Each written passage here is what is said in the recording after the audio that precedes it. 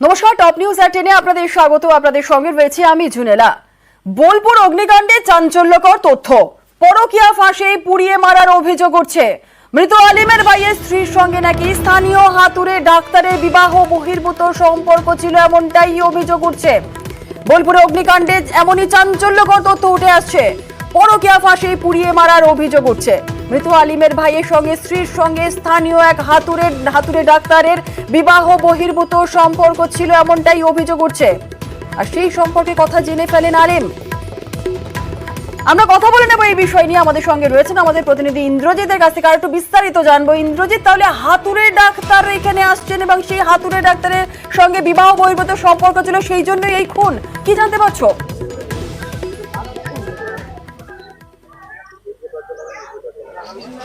একদমই তাই। দেখো, আজকে যখন সকালে একটি খবর আসে গ্রামে যে আব্দুল আলিম যে মারা গেছেন, তিনি তারপরে কিন্তু গ্রামবাসীরা এবং তার বাড়ির লোকজন বিক্ষোভে ফেটে পড়ে এবং তারা যেটা জানাচ্ছে, সরাসরি যারা অভিযোগ করছে, এই আব্দুল আলিমের ভাই এবং ভাইয়ের যে স্ত্রী, তার স্ত্রীর সঙ্গে কিন্তু এই পাশের গ্রাম সুপুর গ্রামের বানপাড়ার বাসিন্দা শেখ চন্দন বলে একজন হাতুড়ে ডাক্তার রয়েছে।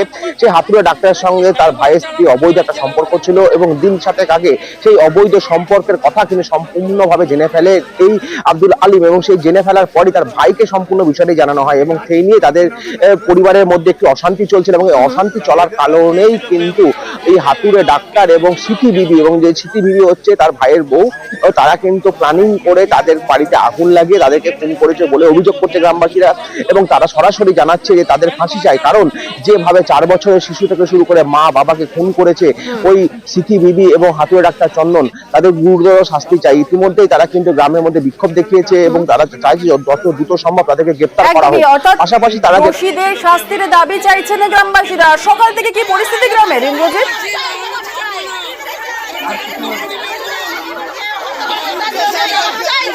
দেখো, সকাল থেকে পরিস্থিতি যথেষ্ট অনেকটাই থমথমে, কারণ যেভাবে কালকে 2জন ব্যক্তির মৃত্যু হয়েছে গ্রামে, তারপর পাশাপাশি আজকে সকালে কিন্তু আরো এক ব্যক্তির মৃত্যুর খবর এসে গেছে গ্রামে।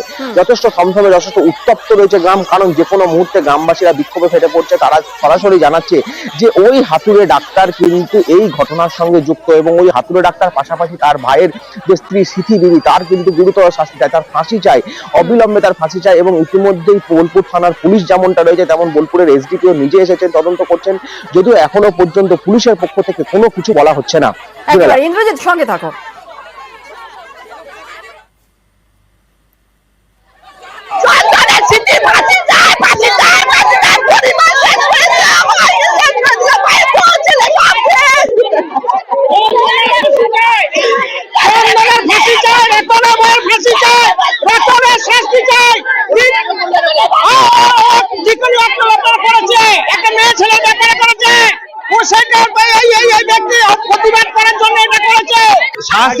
শাস্তি চাইছি। এই যে এই ঘটনা যে তিনটে জীবন যে নষ্ট করে দিল, ওকেও শাস্তি দিতে হবে। গ্রামবাসীরা শাস্তি চাইছেন, দোষীদের অবিলম্বে শাস্তির দাবি তুলছেন তারা সকাল থেকে বিক্ষোভ দেখাচ্ছেন। আর অন্যদিকে বোলপুর অগ্নিকাণ্ডে মৃত বেড়ে 3, বর্ধমানের হাসপাতালে মৃত্যু আব্দুল আলিমের। কথা বলে নেব এই বিষয় নিয়েও ইন্দ্রজিতের কাছ থেকে। ইন্দ্রজিৎ, আর কি আপডেট পাওয়া যাচ্ছে?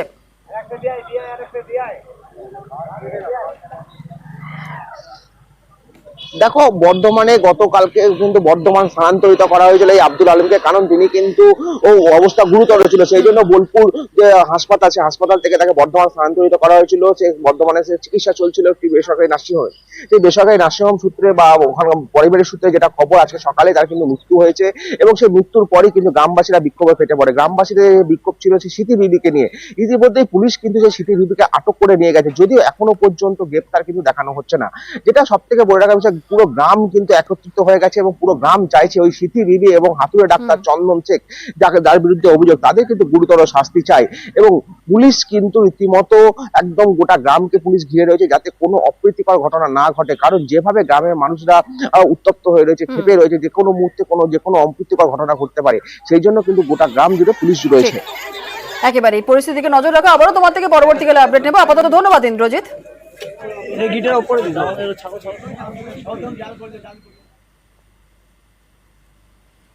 আসছি পরবর্তী খবরে। কুকুর মারার প্রতিশোধে কোপ, সোনারপুরে আক্রান্ত বিজেপি কর্মী।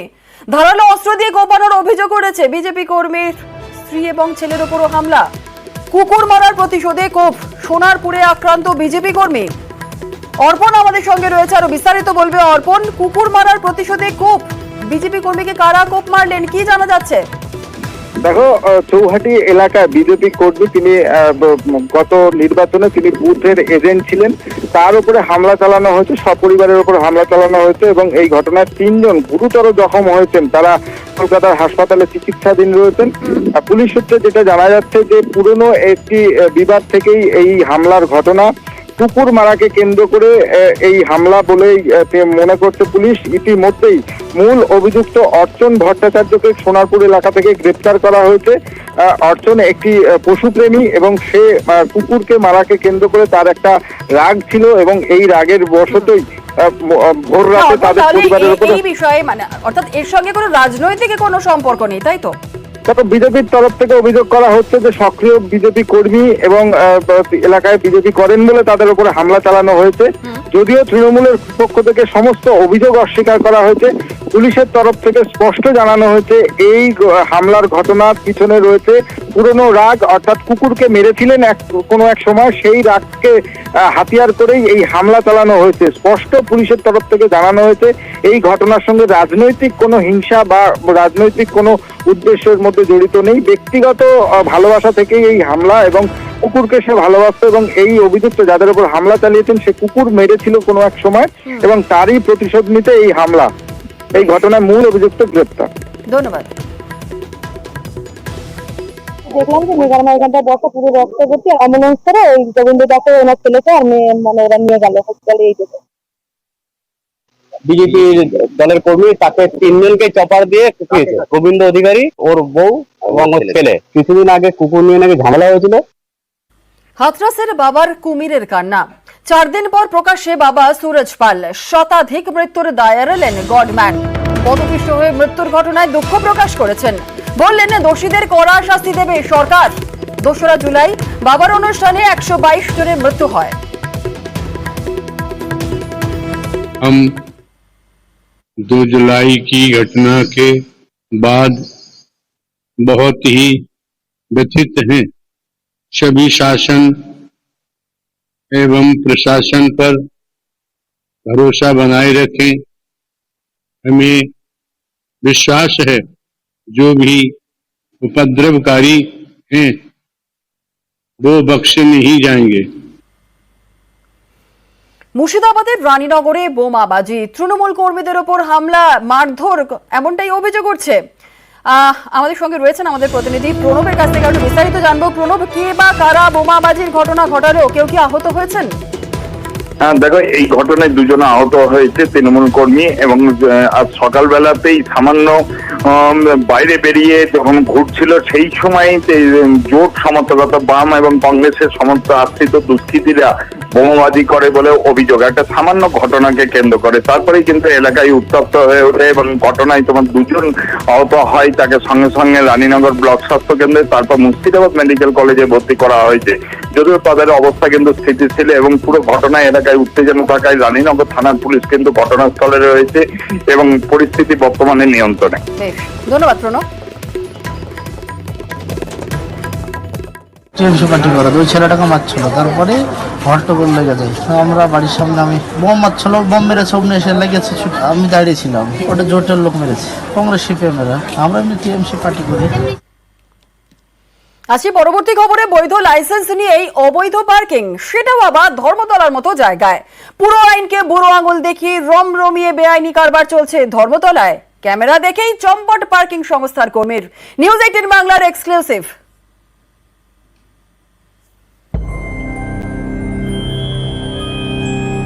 ধর্মতলা, কলকাতার এই প্রাণ কেন্দ্রেও পার্কিং এর বেআইনি কারবার। পুরসভার নিয়ম অনুযায়ী পার্কিং ফি নিয়ে মেশিন থেকে বিল দিতে হবে। এগুলো সব আমাদের জন্য অ্যাড করে দিচ্ছি, কিন্তু সব হয়নি, কারণ সব জায়গায় নেটওয়ার্ক পাওয়া যায়নি। ভুয়ো কোম্পানি নামে আপনি বললেন, আমি ইমিডিয়েটলি চেক করব। নিয়ম তো আছেই, কিন্তু তার মানা হচ্ছে কোথায়? কার্জন পার্কের কাছে এই জায়গার ছবিটা দেখুন। মেশিন থেকে বিল তো দূরাস্ত, এখানে কোনো বিলই দেওয়া হচ্ছে না। এই পার্কিং ফি আদায় করছে পুরসভার লাইসেন্স প্রাপ্ত সংস্থা একে জেমস, কিন্তু পুরো আইন তারা মানছে না। আপনি কি রেগুলার এখানে গাড়ি রাখেন? না, আমি আজকে এসেছি। কোনো কাগজ দিল আপনাকে, স্লিপ দিল? স্লিপ না। শুধু বিল ছাড়া ফি আদায় নয়, বিভিন্ন সময়ে পার্কিং ফি বদলেও যায়। প্রতি ঘন্টায় 10 টাকার পার্কিং ফি মাঝে মধ্যে কয়েক গুণ বেড়ে যায়। ইচ্ছে মতো নেওয়া হয় টাকা। কত টাকা নেয়? না, আমি 20 টাকা করে দিয়ে 10 মিনিট থাকি কি আধ ঘন্টা থাকি না, স্লিপ টিলিপ কিছু দেওয়া হয়। কার্জন পার্কের কাছের এই এলাকায় গাড়ি দাঁড় করাতেই পার্কিং সংস্থার কর্মী বলে দিচ্ছেন যে কোনো বিল দেওয়া হবে না। এখন বললে কি করা হবে? কম্পিউটার বিল দেয়। নিউজ 18 বাংলার ক্যামেরা দেখেই চম্পট দেন পার্কিং সংস্থার কর্মী। পার্কিং ফি নেওয়ার জন্য একে জেমস নামের বেসরকারি সংস্থাকে লাইসেন্স দিয়েছে কলকাতা পুরসভা। সেই সংস্থায় বেআইনি ভাবে কারবার চালাচ্ছে। কখনো বেশি টাকা নেওয়া হচ্ছে, কখনো আবার বিলই দেওয়া হচ্ছে না। মেশিন স্যার আগে যে কাজ করছিল ওকে যা কাজে মেশিন ওকে ফেরত দিয়ে যায়নি। আমি এই নতুন তো এখানে আসছি। ক্যাশে টাকা নিচ্ছেন? হ্যাঁ, ক্যাশে। কত করে নিচ্ছেন? 10 টাকা। 10 টাকা? 10 টাকা? 10 টাকাই নিচ্ছি। কাকে? কেউ হয়তো ভালোবেসেতে গেল টিফিন, কেউ হয়তো গেল 10 টাকা 20 টাকা ধরিতে গেল। সংস্থার মালিক চেষ্টা করেছেন পিঠ বাঁচানোর, দায় চাপিয়েছেন কর্মীদের ঘাড়ে। কোনো গাড়িতে 30 টাকা নেওয়া হচ্ছে, কোনো গাড়িতে 50 টাকা নেওয়া হচ্ছে। আমার নিজের গাড়ি পার্কিং করেছিলাম, আমার গাড়ি 30 টাকা চেয়েছে। আমার ড্রাইভারের সঙ্গে কথা বলুন, সাবিরদা কত টাকা চেয়েছে? 30 টাকা চেয়েছে। পার্কিং ফি নিয়ে কেন বিল দেওয়া হচ্ছে না, এ নিয়ে কর্মীদের সুরেই সুর মেলালেন মালিক। এখানে কি আপনি বরাত পেয়েছেন? আপনার কোম্পানি বরাত পেয়েছে? এখানে যে আপনার পার্কিং এর লোক রেখেছেন মাইতি বাবুকে, ওনার কাছে মেশিন নেই, ওনার কাছে কোনো বিল নেই।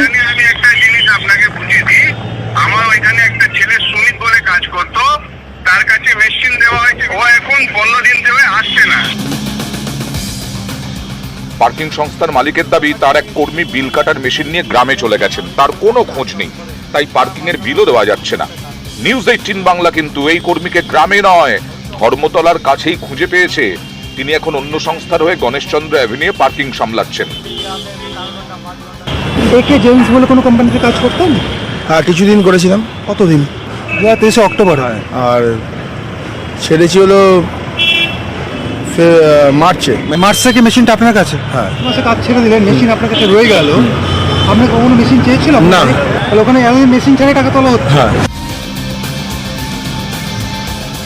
ক্যামেরায় কাঞ্চন ভৌমিকের সঙ্গে অমিত সরকার, নিউজ 18 বাংলা। মিডিয়াবুরুজের হাসপাতালে রাজ্যের সেন্ট্রাল মেডিকেল স্টোরের প্রতিনিধি দল। তদন্ত কমিটির দাবি, এই সেন্ট্রাল মেডিকেল স্টোরের ওষুধ থেকেই রোগীদের চোখে সংক্রমণ হয়। আপাতত হাসপাতালের আই ডিপার্টমেন্ট পুরোপুরি বন্ধ, অন্য বিভাগেও চলছে নজরদারি।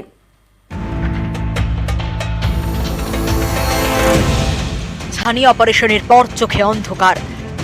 মেটিয়াব্রুজ সুপার স্পেশালিটি হাসপাতালের ঘটনায় জোর শোরগোল। স্বাস্থ্য দপ্তরের গঠিত তদন্ত কমিটি বৃহস্পতিবার প্রাথমিক রিপোর্টে জানায়, অপারেশনের সময় ব্যবহৃত ওষুধ এবং অপারেশন টেবিলে ব্যবহৃত ফ্লুইড থেকে সংক্রমণ হয়েছে। এই ওষুধ এবং ফ্লুইড হাসপাতালে যায় রাজ্য সরকারের সেন্ট্রাল মেডিকেল স্টোর থেকে। শুক্রবার এই সেন্ট্রাল মেডিকেল স্টোরের 4 সদস্যের প্রতিনিধি দল মেটিয়াব্রুজ সুপার স্পেশালিটি হাসপাতালে যায়। অপারেশনে ব্যবহৃত ফ্লুইডের নমুনা সংগ্রহ করে পরীক্ষার জন্য নিয়ে যায়। এছাড়া অপারেশনের সময় ব্যবহৃত ওষুধের নমুনাও তারা নিয়ে যায়। আমাদের যেটা দেখার দায়িত্ব সেটা আমরা দেখেছি। পেশেন্টের সঙ্গে কথা বলেন যে পেশেন্ট এসেছিলেন আজকে? পেশেন্টের সঙ্গে আমরা কথা। মেটিয়াবুরুজ সুপার স্পেশালিটি হাসপাতাল সরকারি হাসপাতাল। সম্প্রতি এখানে ছানি অপারেশনের পরই বেশ কয়েকজন রোগী বিপাকে পড়েন। অপারেশনের পর থেকে চোখে অন্ধকার, কারণ সংক্রমণ। এর জেরে কড়া পদক্ষেপ নেওয়া হয়েছে। স্বাস্থ্য দপ্তরের তদন্ত কমিটি চূড়ান্ত রিপোর্ট না দেওয়া পর্যন্ত এই হাসপাতালের আই ডিপার্টমেন্ট পুরোপুরি বন্ধ। অপারেশন থিয়েটারের সব যন্ত্র এবং ওষুধ পরীক্ষা করে দেখার নির্দেশ দিয়েছে স্বাস্থ্য ভবন। হাসপাতাল শিশু এবং প্রসূতি বিভাগেও বিশেষ নজরদারির নির্দেশ দেওয়া হয়েছে। মেটিয়াবুরুজের ঘটনার পর থেকে সতর্ক স্বাস্থ্য দপ্তর। এদিন রাজ্যের সব সরকারি হাসপাতালের আই ডিপার্টমেন্টের প্রধানদের সঙ্গে বৈঠক করেন স্বাস্থ্য সচিব নারায়ণ স্বরূপ নিগম। মাইক্রোবায়োলজি বিভাগের প্রধানদের সঙ্গেও তিনি বৈঠক করেন। প্রতিটি জেলায় মুখ্য স্বাস্থ্য আধিকারিকের নেতৃত্বে টাস্ক ফোর্স তৈরির নির্দেশ দিয়েছেন স্বাস্থ্য সচিব। ক্যামেরায় সুমন বোসের সঙ্গে অভিজিৎ চন্দ, নিউজ 18 বাংলা। অস্থায়ী কর্মীদের কর্মবিরতিতে অচলাবস্থা কামারহাটির সাগর দত্ত মেডিকেলে। রোগী এবং তাদের পরিজনদের চূড়ান্ত ভোগান্তি। बहुत दिक्कत, एक किडनी का पेशेंट है, रिलीफ नहीं मिलता है, सब बंद है। আমরা সাড়ে 8টাতে এখনো যেতেই পারলাম না। এগুলো কি উচিত? এগুলো তো উচিত না। আমরা তো রোগী। কামারহাটির সাগর দত্ত মেডিকেল সরকারি হাসপাতাল, প্রতিদিন শয়ে শয়ে রোগী। এরকম একটা গুরুত্বপূর্ণ হাসপাতালে বৃহস্পতিবার থেকে অস্থায়ী কর্মীদের কর্মবিরতি। ব্যাহত হচ্ছে পরিষেবা, চরম দুর্ভোগে রোগী এবং তার পরিজনরা।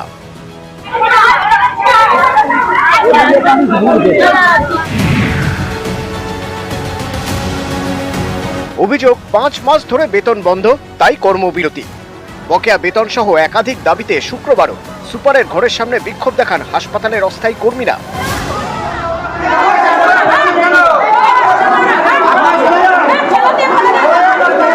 কম বেশি হলে পেতাম, কিন্তু এরকম প্রবলেম নতুন কোম্পানি আসার পর কোনোদিন আমাদের হয় 4 মাস স্যালারি হচ্ছে না। কেউ সবাই হাত তুলে দিয়েছে, কেউ দায়িত্ব নিচ্ছে না। আমাদের দায়িত্বগুলো কে নেবে? এতজন লোকের। অস্থায়ী কর্মীদের কর্মবিরতির সরাসরি প্রভাব পড়েছে পরিষেবায়। নার্স চিকিৎসকরা কাজ করলেও ব্যাহত হচ্ছে পরিষেবা। এমার্জেন্সি ও আউটডোর ছাড়া বাকি সব বিভাগই বন্ধ হয়ে পড়েছে শুক্রবার থেকে। এতে বিপাকে পড়েছেন রোগী ও তাঁদের আত্মীয়রা। আপনার যে ওষুধগুলো লিখেছে সেগুলো স্টাফরা সেই ওষুধগুলো স্লিপে লিখে দেয়, তো সেগুলো লিখে দিচ্ছে না, দেখে কাউন্টার থেকে ওষুধ দিচ্ছে না। এদেরকে ডিরেক্ট পেমেন্ট করার ক্ষমতা হাসপাতালের নেই, এটা এজেন্সির মাধ্যমেই করতে হবে। এবার এজেন্সি যেহেতু বিল সাবমিট করছে না উইথ অল রেলিভেন্ট ডকুমেন্টস, আমরা ওনাদেরকে পেমেন্ট করি। এবং বিগত 3 মাসে আমরা না হলেও কম করে 12-10 ওনাদেরকে চিঠি করেছি, তার মধ্যে গতকালও একটা চিঠি আমরা করেছি। কিন্তু এভাবে কতদিন চলবে? হাসপাতালের মতো জায়গায় কি এভাবে কর্মবিরতি করা যায়? সমস্যা মেটাতে কর্মবিরতি ছাড়া আর কোনো পথ ছিল না? চিকিৎসা না পেয়ে কারো বিপদ হলে তার দায় কে নেবে? এই প্রশ্ন অনেকেরই। কামারহাটি থেকে সুবীর দে, নিউজ 18 বাংলা। আর এবার একটু হিঙ্গলগঞ্জের দিকে নজর রাখতেই হচ্ছে, কারণ জেটি ঘাটের দাবিতে হিঙ্গলগঞ্জে বিক্ষোভ। 6 বছর ধরে নাকি ভাঙা কুমিরমারির এই জেটি ঘাট ভেঙে যাওয়ার ঝুঁকির যাতায়াত। নৌকায় ওঠানামা করতে গিয়েও প্রায় দুর্ঘটনা ঘটে এখানে। আর জেটি না থাকায় দুর্ভোগে বয়স্ক থেকে স্কুল পড়ুয়ারা। জেটি ঘাটের দাবিতে হিঙ্গলগঞ্জে বিক্ষোভ গ্রামবাসীদের। বিক্ষোভ চলছে, চলবে।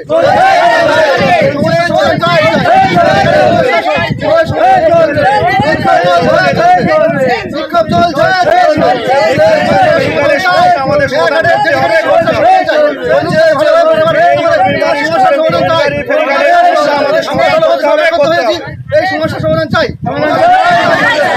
সমস্যার সমাধান চাই। কথা বলে নেব আমাদের প্রতিনিধি অনুপম আমাদের সঙ্গে রয়েছে। অনুপম, 6 বছর ধরে একটা জেটি ঘাট ভাঙা হয়ে পড়ে রয়েছে। দুর্ভোগের এক শেষ, যাত্রীরা নিত্যদিন সেখান দিয়ে যাতায়াত করছেন, দুর্ঘটনা প্রায়ই হচ্ছে। 6টা বছর ধরে তারা অপেক্ষা করছেন। স্থানীয় বিধায়ক বা পঞ্চায়েত প্রধান কাউকে কি জানানো হয়নি? কি বলছেন যারা গ্রামবাসীরা রয়েছেন? হ্যাঁ দেখো জুনেলা, এই যে হিঙ্গলগঞ্জের যে দাসা নদী, সেই দাসা নদীর যে কুমিরমারি, সেই কুমিরমারির যে ফেরিঘাট, সেই ফেরিঘাট বিগত 6 বছর ধরে একদম ভেঙে গেছে, মাঝখান দিকে নেই। একদম পরিষ্কার ছবিতে যেটা আমরা দেখতে পাচ্ছি যে একদম নদীর পাড় থেকে সেটা কিন্তু বিচ্ছিন্ন হয়ে গেছে। অতএব এখান থেকে কোনো মতেই নদীর মানুষ, নৌকার যে যাত্রীরা তারা পারাপার করতে পারে না। এবং সেই কারণেই কিন্তু নৌকা একটা মাটির যে বাঁধ, সেই বাঁধের কোনায় দাঁড়িয়ে যেমন ঝুঁকির পারাপার করে সবসময় নিত্য যাত্রীরা, বয়স্ক মানুষ থেকে শুরু করে অসুস্থ ব্যক্তি, স্কুলের ছাত্রছাত্রী সবাই কিন্তু এখান থেকে যাতায়াত করে। এবং এই নিয়ে কিন্তু এলাকার মানুষ বহুবার পঞ্চায়েত থেকে শুরু করে বিডিও, বিধায়ক সবাইকে জানিয়েছে, কেউ কর্ণপাত করেনি এবং এর কোনো উদ্যোগও নেয়নি এই ফেরিঘাটটি করার। এরপর আজকে এলাকার মানুষ রীতিমতো ক্ষোভে ফেটে পড়ে তারা বিক্ষোভে নেমে পড়ে। তাদের যেটা দাবি, অবিলম্বে এখানে ফেরিঘাট করতে হবে, নাইলে এই বিক্ষোভ আরো বড় বৃহত্তর আন্দোলনে রূপান্তরিত হবে বলেই কিন্তু তারা জানিয়েছে। যদিও আমরা এই বিষয়ে এই সেখানকার পঞ্চায়েতের যে উপপ্রধান তার সঙ্গে আমরা যোগাযোগ করেছিলাম। তিনি যেটা জানিয়েছে যে সত্যি এখানকার মানুষের এটা একটা বড় সমস্যা। তিনি ঊর্ধ্বতন কর্তৃপক্ষকে জানিয়েছেন এবং এই নিয়ে তিনি আবারও আলোচনা করবেন যাতে এই সমস্যার দ্রুত সমাধান হয়। বেশ, ধন্যবাদ। আমাদের এই যে খেয়াঘাটটা আছে সামনে, পার হতে খুব সমস্যা হয়। কেউ কার হাত পা ভেঙে যাচ্ছে, কেউ বাইক ড্রাইভার নিয়ে যখন গাড়িটা নিয়ে তুলতে পারছে না। স্কুলের পারাবার সমস্যা আছে, রোগী অসুস্থ মানুষ থাকলে মানে অসুবিধা হয় ঘাটের কারণে, বিশেষ করে জেডি ঘাটটার কারণে এতটাই খারাপ। আজকের 5-7 বছর ধরে হয়ে গেছে জেডি ঘাট ওইভাবে পড়েই আছে। বিক্ষোভ আমরা চালিয়ে যাবো, আমরা আন্দোলন করছি, আন্দোলন চালিয়ে যাবো। খেয়ে উঠানামা করতে পারি না, আমাদের কোনো খুব অসুবিধা হয়। আমরা চাই যে একটা ভালো ঘাট হোক, ঝুঁকি নিয়ে পার হতে হয়। আমাদের বাইক তুলতে, সাইকেল তুলতে, বাচ্চা কাচ্চা তুলতে এইসব অসুবিধা হয়, আমরা উঠতে পারি না। পারাপারের সমস্যা, যাতায়াতের সমস্যা আছে, ঘাট নেই। বোট ধরার সমস্যা, আমাদের ওঠার সমস্যা। আমরা ঘাট চাইছি, ভালো ঘাটের দরকার। ঘাট ভালো না হলে কি করে হবে? এই সমস্যাটা দীর্ঘদিনের, খেয়া পারাপারের প্রচণ্ড অসুবিধা হয়। জেটিটা ছিল অনেকটা দূরে চলে গেছে এবং সেটা অ্যাবেন্ডন ঘোষণা করা হয়েছে। জেটি ঘাটের দাবিতে আমরা বেশ কয়েকবার সুপারের সিটি বা ফোন করে জানিয়েছি, কিন্তু আজ পর্যন্ত কোনো সুরাহা হয়নি। যাতে অবিলম্বে জেটি তৈরি হয় তার জন্য আমি সংশ্লিষ্ট কর্তৃপক্ষকে অনুরোধ করব।